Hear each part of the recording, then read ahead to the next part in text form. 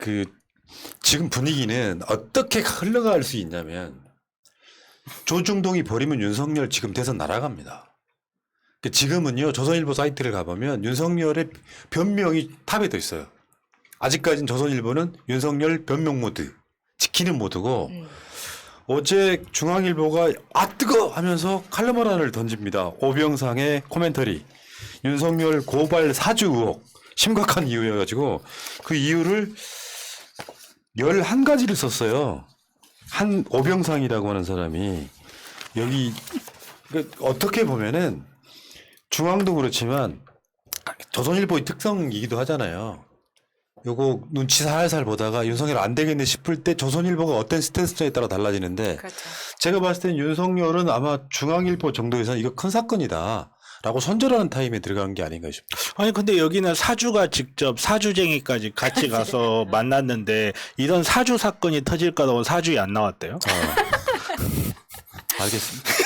내가 뭘 드립을 칠 수가 없네. 아니 그렇기 때문에 그 사주를 봤기 때문에 중앙이 가장 먼저 빠질 수도 있다고 생각합니다. 아 사주를 네, 봤더니 그렇죠. 역마살 하나를 못 봤구나. 가장 발빠르게 움직이는 것 같고 2020년 4월 3일 여권 전체가 윤석열 검찰총장을 맹렬히 공격하던 때, 그러니까 윤석열 자체가 여기에 이쪽에 반격 용도로 이걸 써먹었을 가능성을 언급하고 있고요. 고발장의 피해자는 윤석열 본인 외에 검언유착 당사자로 꼽힌 측근 한동훈 검사장 그리고 부인 김건희 이러면서 굉장히 디테일하게 이 사건에 대한 개요를 1, 2, 3, 4, 5, 6, 7, 8, 11번까지 지금 나열을 하고 있습니다. 그러면서 이 오병상의 코멘터리에서는 이진동 기자에 대한 얘기가 나와요. 이진동 기자의 단독 최순실이 박근혜 옷을 고르며 청와대 비서들을 부리는 모습이 충격적이었다. 여기 이야기가 나옵니다. 이진동은 그런 기자다. 이게 TV조선에 있을 때 일어난 사건이잖아요. 그래서 우리가 기억들 하시겠지만 최순실이 청와대 비서를 자기 수적 부리듯이 하는 장면 때문에 사람들이 충격 먹었던 바로 그 의상실에서 이렇게 핸드폰 이렇게 닦아서 이렇게 최순실한테 건네는 그런 장면들이 원래는 이전부터 TV조선에서 이거를 밝히고 싶었지만 회사 측의 반대로 밝히지 못하다가 JTBC가 이제 최순실 태블릿 보도를 먼저 터뜨리고 나니까 이제 후속 보도로 이 CCTV 영상을 이제 레포트하게 된 거죠. 네. 저때 저 영상이 정말 충격적이긴 했습니다. 아 청와대가 저렇게 돌아가나? 이걸 딱 단면을 보여주는 것이었기 때문에 파급력이 굉장히 컸죠. 이때가 2016년 10월 24일이고요. 여기서 등장하는 의외의 인물이 하나 있죠. 김우겸 의원이 한겨레 신문 기자일 때 최진동이 이 영상을 확보하고도 지금 TV조선이 보도를 하지 못하고 있다. 네. 그러면서 칼럼을 하나 씁니다. 조선일보 방상훈 사장님께 김우겸 기자가 당시 기자가 요거 방송해달라. 대박. 요거 보도해달라. 요런 정도의 기자인데요. 그러니까 이진동 기자는 뭐 한국일보 출신으로 TV조선에 근무했다고 하는데 어떤 이유가 됐는지 모르겠지만 이분은 인터뷰 때마다 주구장창 강조하는 게 이걸 진영으로 바라보지 마라. 기자의 특성이다. 네. 요 단독은 제가 봤을 때 이번 대선에서의 가장 큰 단독이 되지 않을까 싶어요. 네. 그리고 이분이 쉽게 말해서 말랑말랑한 기자가 아닌 거예요. 그러니까 밖에서 어떤 외압을 터뜨려서 이런 보도를 막을 수도 없을 뿐더러 이분이 기사를 쓰면서 기사에다가 자기가 가지고 있는 모든 걸 터뜨리지 않았을 거라고요. 틀림없이 자기의 안전을 위해서 무슨 일이 있을 때 반박하기 위해서 후속 보도를 위해서 갖고 있는 게 있을 거예요. 그러면 지금 윤석열 캠프 입장에서는 둘 중에 하나예요. 정말로 윤석열이 자기랑 관련이 없다. 그러면 이게 뭐야? 야 고소해. 이렇게 될 거고 내가 어떤 관련이 있을 수도 있다라고 하면 윤석열 캠프에서는 이제는 쟤가 뭘 갖고 있지를 추적하기 시작할 거예요. 그렇죠. 쟤가 뭘 갖고 있지를 추적하기 시작할 텐데 그게 진짜 재밌죠. 사실은 그거 추적하다 사고칩니다. 대부분의 경우. 아니 그래서 지금 이진동 기자가 전부 다 깐 게 아니다. 후속 보도가 있다라고 그렇죠. 하기 때문에 윤석열 측에서도 어디까지 해명을 해야 될지 어디까지 소설을 써야 될지 이걸 그렇지, 못하는 그렇죠. 거예요 지금. 그러니까 답할 수 있는 게 정치 보복이다라는 프레임밖에 없는 거예요. 네. 그렇죠. 그러니까 뭐가 짜증. 나와도 그게 제일 진짜 이거 무서운 거라니까. 나에 대해서 뭔가 어마어마한 단독을 누가 터뜨렸어. 그게 다겠냐고. 저쪽 반응에 따라서 2차, 3차 보도가 나올 거란 말이에요. 윤석열 지금 다른 거 손에 전혀 안 잡힐 거예요. 네. 뭐가 나올지 모르니까. 그러니까 백브리핑 하는 그 모습에서도 굉장히 안절부절 못하는 모습을 그대로 보여주고 있는 겁니다. 아니 몸무게 100kg가 넘어가지고 바람에 굴하지 않는다는 분이 설마 그럴 리가 있나요? 근데 이런 상황들이 있잖아요. 대한민국의 현직 검찰총장이 자기 측근인데 그냥 굉장히 중요한 자리에 있는 측근을 자기 자리를 지키는 데 용도로 쓰기 위해서 자기 임명권자의 정당이나 그 여권 인사들을 공격할 목적으로 그런 방식으로 뭔가를 한다는 행위 자체. 그러니까 요거 이제 굳이 법적으로 따지면 무슨 뭐 개인정보법 위반이 들어있고 뭐 어쩌다고 하는데 요거는 그런 영역의 문제가 아니에요.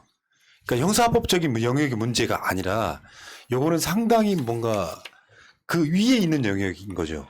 소위 말해 검찰권을 사유화했다는 문제 같은 거. 그러니까 제가 판결문 읽기를 한다든지 정경심 교수님 사건 때도 그렇고 김경수 지사님 사건 때도 그렇고 빼지 않고 늘 했던 이야기가 이거는 공소권 남용이다라는 이야기를 많이 했을 거예요.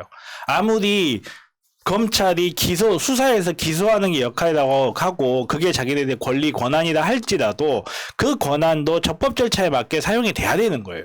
근데 정말 대표적인 공소권 남용의 실태가 드러난 거죠. 우리가 많은 사건들, 지금 이 정부에 들어서 정말 많은 사건들이 있었잖아요. 대표적으로 조국 장관님의 사건을 비롯해서 그리고 최강욱 의원님 사건 뿐만 아니라 그 월성 원전에 관한 사건들, 수많은 사건들이 있었고 이게 거론이 될 때마다 과연 이 사건을 기소하는 게 좋은가, 이게 과연 수사가 이런 식으로 벌어지는 게 좋은가, 어떻게 이렇게 타이밍 맞고 시기적절하게 고소 고발장이 들어오는가 하는 모든 문제를 다 해결해 버릴 수 있는 단초이고, 그리고 검찰이 그 권력을 어떤 식으로 남용해 왔는가거든요. 직권 남용이 범죄에 해당한다 혹은 이거를 검찰 쿠데타로 봐야 된다라는 법적 판단을 넘어서 과연 검찰이라는 기관을 어떤 식으로 민주적 통제 하에 둬야 될 것인가를 근본적으로 다시 한번 생각해 보게 하는 중요한 계기인 거죠. 그리고 그 엄청 잔대가리 걸린 건요. 손준성 그 당시 수사정보정책관이 고발장을 쓰면서 고발하는 사람은 공란으로 두거든요. 누구를 고발이랄까 다 써놓고 니들 이름만 써 이렇게 된 거란 말이야. 그러면 이제 고발을 할 때 우리가 우리 동네에 있는 어떤 고발을 우리 동네 경찰서에 할 수도 있고 어떤 경우는 중앙지검에 할 수도 있고 할 수도 있는데 수신처가 어디냐면 대검 공공수사부장이에요. 중앙지검에는 이성윤이 있었거든. 그러니까 이게 만약에 고발이 돼도 그냥 일종의 각하 형태가 돼버릴까봐 대검의 공공수사부장 이 사건을 접수하게끔 만드는 이런 잔대가리까지 걸렸단 말이야. 그러니까 정말 꼼꼼하지 않습니까? 이거는 일반인이라면 이렇게 못한다는 거죠. 그렇기 때문에 지금 대검찰청 공공수사부라는 데가 최근에 이제 문재인 정부 들어서 이름이 이렇게 개명된 거지 원래는 대검찰청 공안부입니다. 공안부이기 때문에 이전에 정권에서 어떤 사람들이 그걸 했었냐면 박근혜 정부에서는 정점식이 했었고요. 이번에 문재인 정부 들어서 윤석열 검찰총장 때에 박찬호, 배용원 이런 사람들 했었는데 박찬호는 유명한 윤석열의 측근 중에 한 그렇죠. 명이잖아요. 네. 그런데 여기에 좀 어떤 연결고리를 찾아보자고 하면은 모두 순천고 출신이라는 게 중간중간에 기문까지? 있습니다. 네. 보면은 지금 이 당시에 이 대검 공공수사부장이 배용원이거든요. 이 사람이 이제 연수원 27기, 그 유명한 공안통으로 통했던 사람이고 이 사람 역시 순천고 출신이고요. 송삼현 남부지검장이었다가 이번에 그치. 검사 술접대해서 화려한 분들 다 네, 사회만 다 사람이죠. 되는 건 아죠. 근데 이 송삼현이 지금 윤석열 캠프에 합류되어 있는 상태고요. 그리고 배용원이 공공수사부장 되기 직전에 이 공공수사부장이 박찬호입니다. 윤석열의 측근이죠. 그러니까 이 사람들이 다 순천고에 포진되어 있고 김웅이 여기에 29기 연수원 29기이자 끈끈하게 마지막으로 들어간 거. 사이에다가 네. 고등학교까지 다. 왜냐하면 순천고가 지금 서울에 이게 뭐라 그러지? 재경 순천고 뭐 이런 거 하잖아요. 동문회 같은 거 하면은 순천고 정말 끈끈합니다. 순천구가 이제 광주 같은 대도시가 아닌 지역에 있는 평준화 아닌 학교, 그래서 굉장히 명문으로 아마 지금은 어떤지 모르겠어요. 우리 학교 다닐 때 최고의 그 빅뉴스가 우리 졸업할 때 서울대 입학생이 순천고보다 많았다는 게 그 지역의 빅뉴스였어요. 그 정도로 순천고는 그런 학교인데, 근데 나 갑자기 궁금해졌어. 아까 말씀드리려고 했던 같은 논리예요. 저쪽에서 하는 논리 중에 하나가, 근데 그게 넘겨졌는데 고발이 안 됐다며. 고발이 안 됐으니까 아무 문제 없다 이거잖아요. 고발이 안 됐으니까 문제가 된 겁니다. 그렇죠. 고발이 안 됐으니까 이게 문제로 불거져 나오는 거죠. 고발이 됐으면 다 알려지잖아요. 그래서 궁금했어. 이런 방식으로 해서 자유한국당이나 당시에 조국 장관네 그때 아니면 시민단체 같은데 이런 방식으로 고소고발 한 사건은 뭘까가 궁금해지기 시작한 거지. 그래서 자료를 한번 찾아봤어요. 실제로 자유한국당이 어마어마한 고소고발을 해요. 이 중에 검찰발은 몇 개겠냐 이런 거지 느낌적으로. 하나씩 봅시다. 자유한국당 조국 백원우 등 10여 명 고발. 2019년에 일어난 거예요. 지금 시간 타임라인상으로 뭐 제가 정리를 하진 않았고요. 그 다음에 한국당 오늘 조국 일가 검 고발, 위장매매 소송 사기 혐의, 김진태 주광덕 잇따라 고발장 제출, 검 시간만 때우면 특검으로 갈 것, 이런 식으로 의견장 넣고요. 그 다음에 자유한국당, 바른미래당, 조국 부녀 검찰에 고발. 다음에 자유한국당, 조국 웅동학원 이사진 고발. 자유한국당, 조국 법무부 장관 후보자 의혹 관련 검찰 고발. 자유한국당, 조국 광해죄로 검찰에 고발. 그 당시에 윤석열이 그랬잖아. 지금까지 또 있네. 자유한국당 임종석 한병도 조국 검찰 고발. 여기서 검찰발이 몇 개나 됐을까? 그러니까 지금 문제가 되는 건 고발이 안 됐기 때문에 문제가 된 거예요. 아직 이해 못하시는 우리 엄마를 위해서 네. 이거는 그냥 정상적으로 자유한국당이 알아서 고발했나 보다라고 우리가 받아들였던 사건들인데 실제로 고발 미수 사건인데 그것을 검찰 발이었다고 하는 게 들통나버린 거죠. 네. 그러면 이 사건들 중에 고발한 사건 중에 검찰 발이 얼마나 많이 있겠냐에 대한 의문을 가질 수밖에 없잖아요. 그래서 윤석열 캠프에서의 반박은 그러면 왜 우리가 당시에 국회의원도 아니고 후보였던 김웅에게 건넸겠느냐라는 거거든요. 정점식이 있었는데 정점식은 또 아까 말씀드렸다시피 공안부장에서 있었던 자리이기 때문에 오히려 더 그쪽에 가깝지 않냐라는 데에 대해서 반박 한번 해보세요. 그러니까 김웅한테 간 사건이 드러난 것일 뿐이에요. 그냥 정점식을 통해서 간 사건이 없었다고 할 수는 없는 거예요. 우리가 알고 있는 거는 바퀴벌레 100마리 중에 한 마리를 찾은 것 뿐이거든요. 그게 증거의 부재가 부재의 증거는 아니라는 말이 있어요. 지금 김웅을 통해서 고발 미수 사건이 있었다는 게 확인이 된 거지. 이 사실이 밝혀졌다는 게 정점식을 통해서 간 게 없다라고 볼 수는 없는 거예요. 저도 네, 그것도 그런데 이게 당에 직접 전달이 된 거 이외에 저는 여기에 관련되어 있는 보수 쪽에 여러 단체들 있잖아요. 시민단체들. 그렇죠. 거기가 바로 의심이 되더라고요.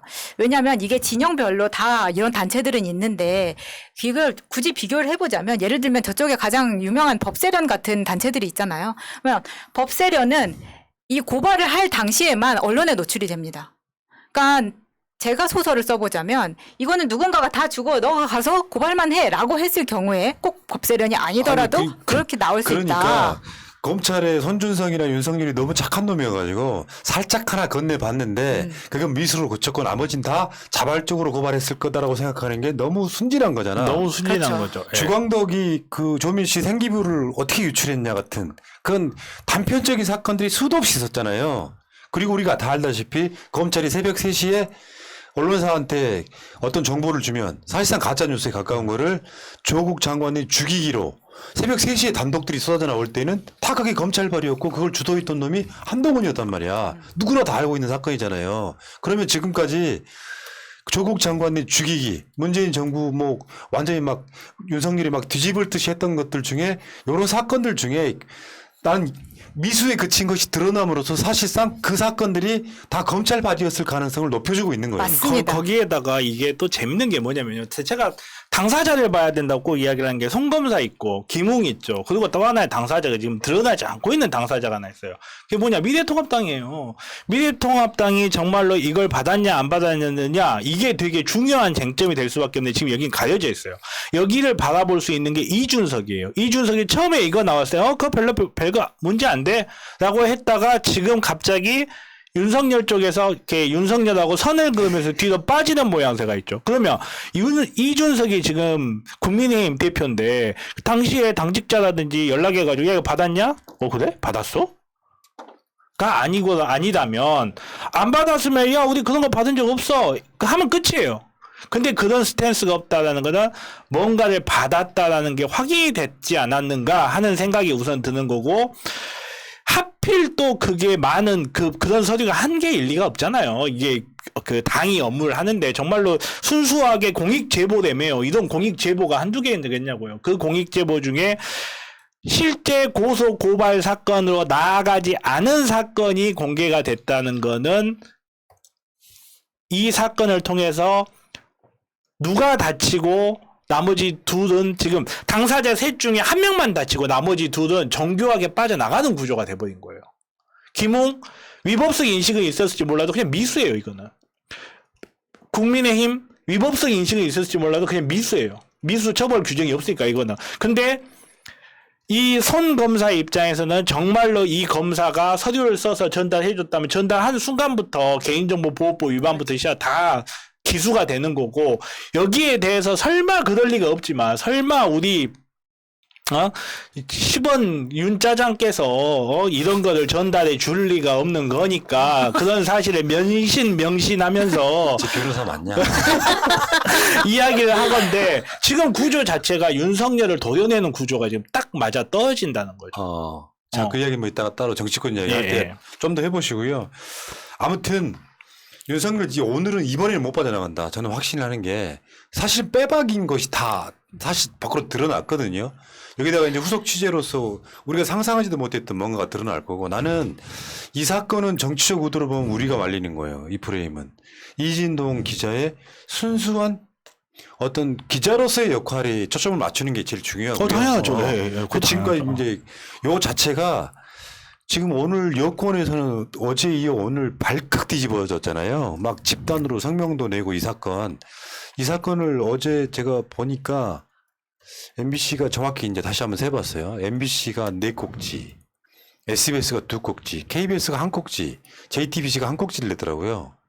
요게 어떻게 확전 일로로 갈 것이냐 이런 건데, 요거는 우리만 해갖고는 안 돼요.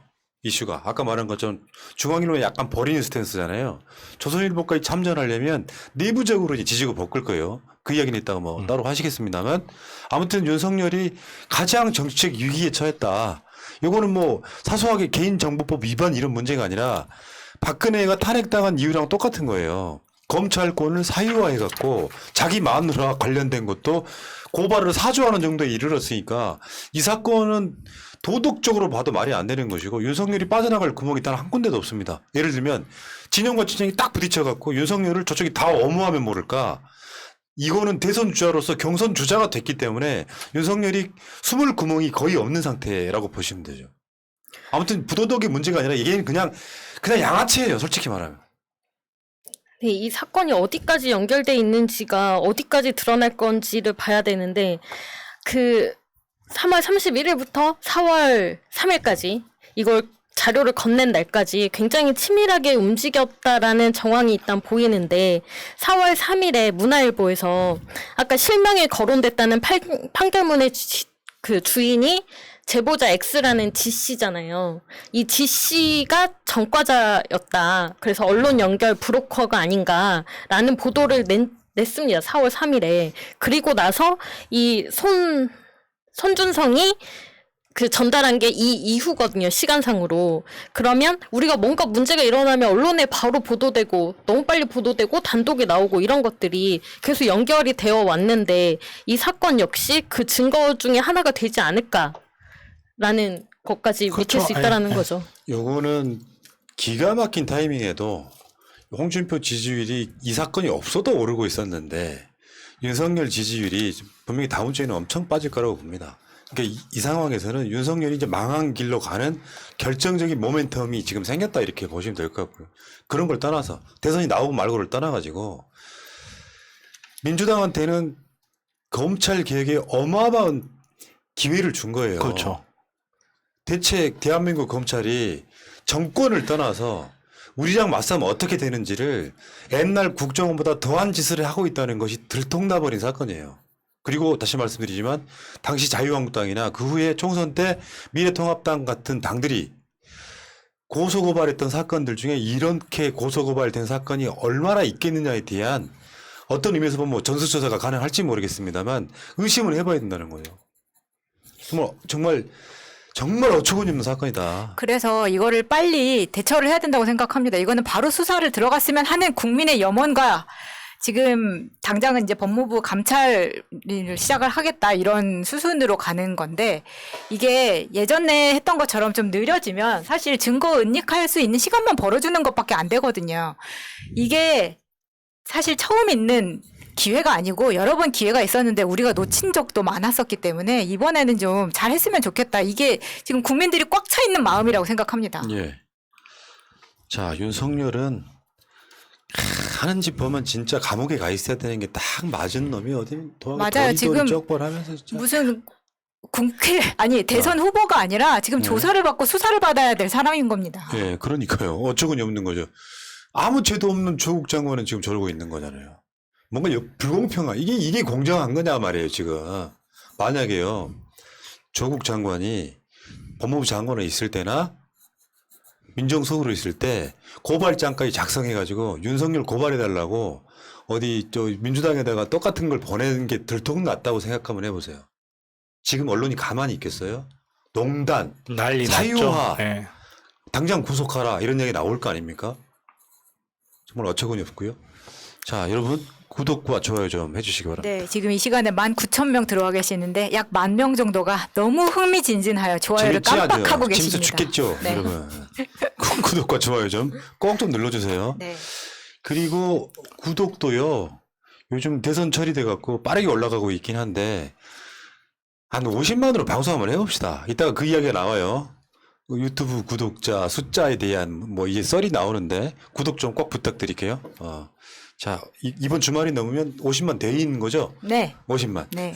감사합니다. 감사합니다. 예. 네. 자,